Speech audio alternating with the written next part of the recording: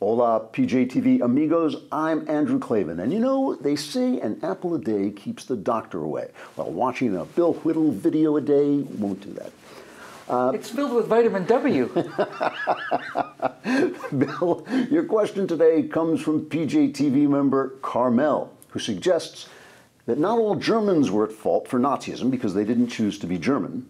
I'm not so sure about that. But wonders, is there such a thing as an innocent KKK member? All right, we're talking about guilt by association. Yeah, guilt by association. Well, that's an interesting setup to the question, because it's true that you weren't guilty for being German. You couldn't do anything about being German, but you could control whether or not you joined the Nazi Party. That's right.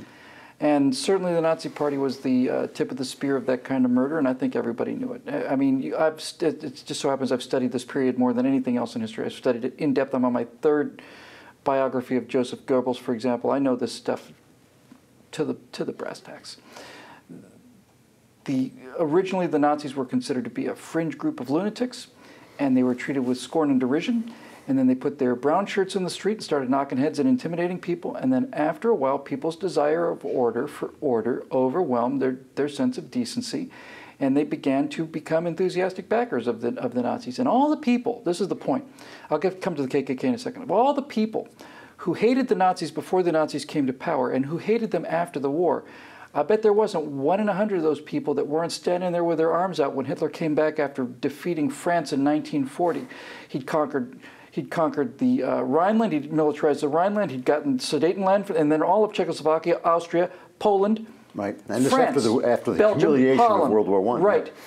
After the fall of Paris, when Hitler came back to Berlin, the town was on fire for him. He had wiped out the Western threat. He'd basically pushed the eastern border back hundreds of miles towards Russia. He was astride the world. None of the damage that was about to happen had happened yet. And 99 out of 100 Germans were there, wide-eyed and delirious at this wonderful man who they may have doubted in the beginning, and certainly they would come to despise later. But when he was giving them victories, he was as popular as he could be. You are complicit in that. You are complicit in it, no question. So the question actually was, are KKK members, is there such a thing as an innocent KKK member? Let's have a little precision in thinking, first of all. Innocent of what? Are they innocent of murder? Yes. Unless they've actually murdered somebody, they're innocent of murder. Are they innocent of racism? Almost certainly not. If you join the KKK, pretty good guess that you're a racist. You have a right to be a racist. I know that's not trendy, but you do. Yep. And you have a right to be whatever else you want to be, so long as you're not physically hurting somebody. So if you want to be a member of the KKK and be a racist D-bag, that's entirely your business. I think you're a D-bag. Everybody knows you think you're a D-bag. And everybody who's seen the Klan in action, who's seen the Klan at rallies, heard people from the Klan speak, anybody who's ever seen modern Klan members know these are the lowest of the low. These are some dumb, nasty, mean, tiny-souled little people. You got a right to be that in this country. No one can take that away from you. Because if I decide that you can't be a Klan member, then the question isn't what you can or can't be. The question is who gets to decide, and the answer is me. That's right. Right? I decide. Yeah. And then you're on your way to the world that we all hate and despise. So you have to tolerate it. I remember my dad, the only time I've been spanked a couple times in my life. The only time I thought I was spanked like more than I deserved was when my dad came home one day. He fought in the U.S. Army in World War II. He got to Germany in April of '45, in the last couple of days of the war. Never shot at, no big combat hero or anything. But he came home one day and he saw that I'd drawn on my hand here in ballpoint pen. I'd drawn a swastika, a couple of them. I'd drawn it because I'd watched Hogan's Heroes and I thought it was an interesting design. I thought it was kind of weird and hard to draw. I probably got it wrong, and he was not pleased. And he's like, I went and risked my life to fight against these people. The reason I bring that up is to say, it was my father who explained to me when the Nazis were marching on Skokie, about 1970, I guess it was.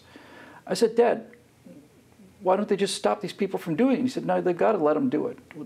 You're the guy who, gave me this incredible thing about how you risked your life to wipe the symbol off the face of the earth, and now you're saying it's okay to march down the street of a small town? And he says it has to be okay, because if it's not, then somebody's going to decide what's okay and what's not. And when somebody's deciding what's okay and what's not, you get the swastika. Right. The only thing I would say is that the Ku Klux Klan, is an organization with a true history of violence and genuine violence. I mean, like lynching, killing, burning violence. you opt into that to some degree when You do. when you join them. And you're right. You can't prosecute a man for hating people. I don't think you can't prosecute a man for putting a sheet over his head and running around like a moron. And you can't prosecute a guy for being, as you say, a small-souled. You know, I think racism is like a sickness. I mean, at this point, you know, but you can say of somebody that when he joins, when somebody joins, for instance, the Nazi Party now, he is opting into that legacy. He's opting into that legacy of brutality and violence. Categorically, it's not illegal. But the question was, is he innocent? And no, he's not. No, he's not innocent. And you are picking up that knife and that that club and taking it in your hand, at least philosophically. I mean, it raises really interesting questions about things like Islam, where I know we were always told how many peaceful Muslims there are, and I agree there are. But it raises an interesting question of what your responsibility is as a Muslim for those many Muslims who are now terrorists, and it's not just a few; it's many. And so I think we are all responsible for our belief system, and we all are answerable for that kind of group. I don't believe in group guilt, but I do believe in group responsibility. And I think that when the Pope, for instance, comes out and apologizes for the anti-Semitism of the Catholic Church, he's doing the right thing. I agree. That's something that's important to do. But there's no way to apologize There's no way to apologize if you continue to adhere to that message. So, for instance, there's nothing inherently anti-Semitic about the Catholic Church, but there is something inherently racist, hateful, and mean, and violent, and cruel about the KKK. So, no, I don't think you can be an innocent KKK. Well, you're absolutely right. And now we get to the difference between moral guilt and criminal guilt. Yeah. Right? I mean, if you see somebody who's an American Nazi today, you immediately have an opinion about this guy, and he's earned it. Yeah. You put that armband on, you've That's right. earned the scorn and the hatred of decent people everywhere. You've earned it by putting it on. You know why you put it on, and we know why you put it on. Yeah. But you haven't committed any crimes. You didn't kill any Jews. You just sympathize with the killing of Jews. So we can't prosecute you for murder, but you're not a really good person. No. And it's funny how something like that is so indicative of that kind of inner core of decay. Because if you had a friend, somebody who really had been a friend for a long time, a friend of yours in life, and you found out that guy became a Klan member or a Nazi, you would think differently of them. You would stop being their friend. I think something had gone terribly wrong. Yeah. And you would realize there was something in that person I never saw before, Right. or something terrible has happened to them. Yeah. We both have some familiarity with a Holocaust denier who seemed like a decent enough guy. Yeah. Life of the party. Find out that this guy spent his entire life trying to say that there were no gas chambers in Auschwitz. It's like, I instantly changed my opinion of him. Yes, of course. Instantly. Yeah. Yeah. That's all we have time for today. Let us know what questions you'd like answered by leaving them in the space below. For Bill Whittle and PJTV, I'm Andrew Klavan. Thanks for watching.